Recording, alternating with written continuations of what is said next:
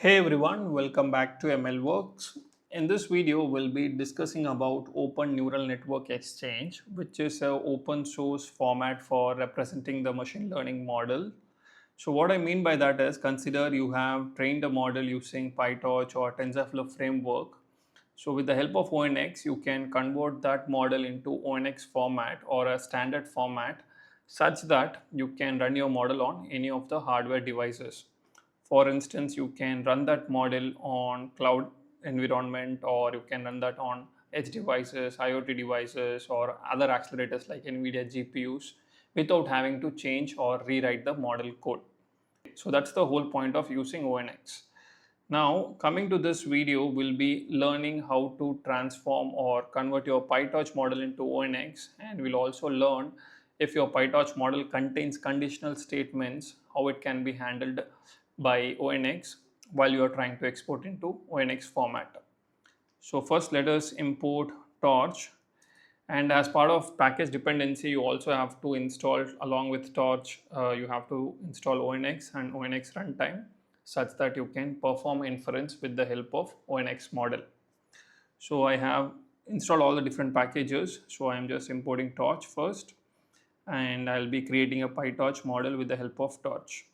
So this is an image classification model. So this is the structure of the model where you mention all the dimension, and this is how you connect your layers, and then you will be building your PyTorch model. So here first we call that class and then create our torch model, and then we create our sample input. So with the help of the sample input and the torch model, we'll be able to export our torch model into ONNX format. So if you notice here, we mention the torch model and the sample input. And what happens in the backend is, when you're trying to export, the sample input will be passed through all these different layers. It will calculate all these different values, and that will be getting recorded by the ONNX converter. Now, if there is any if statement inside your forward pass, then the model will not export, it will throw an error. So we'll see that in the next step. So first let us just export this model. So let me run this. So we got our ONNX program, but we did not save it yet. So at the end of this, what we get is ONNX graph, and then we convert that into a ONNX model by saving it.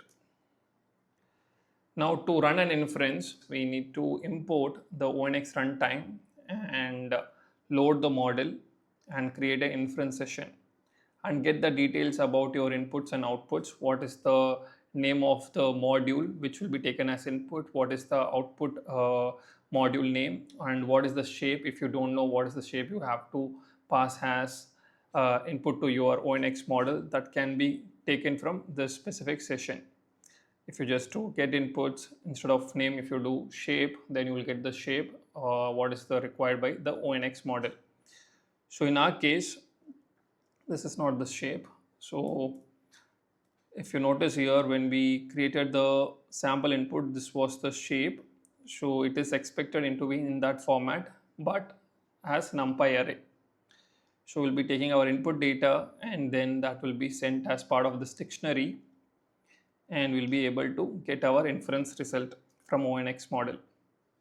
So we'll get around 10 values here, because if you see here at nn.linear 84 cross 10, so we have like around 10 classes, assuming it. Now this is with respect to how you convert a simple PyTorch model. But if you have a conditional flow like this, as mentioned here inside this function forward, so you take an input, and if the sum of that input is equal to 0, then you go to the minus of x. If it is greater than 0, then you multiply with 2. So this is one of your forward pass. Okay, then you create a model here, and you pass this forward with control flow test here. So when you try to export the model with this if condition, then we will get an error, because it won't able to export the model with this condition. Because in the tracing aspect, right, what we'll see is, if that this condition is passed, then it has to take this one If this condition is failed, then it has to take this as the input. Okay, so it has to handle that complication or conflict. So that's where we want to use torch.condition. So let us just run this. So we created our model here where we have this forward pass where we have an if condition, and this is the forward function inside which we call this specific model, which is self.mlp with the input x. Now here we'll be creating our sample input, and then we'll be running it through the model, and we'll try to export the model. So let us run this. So if you notice here, we'll be getting an error that above occurred when calling the torch.export.export, especially when we are hitting that if statement. Now this is where torch.condition comes into picture, which will refactor the code for forward pass. So if you notice here, we create a new function which has multiple function inside it.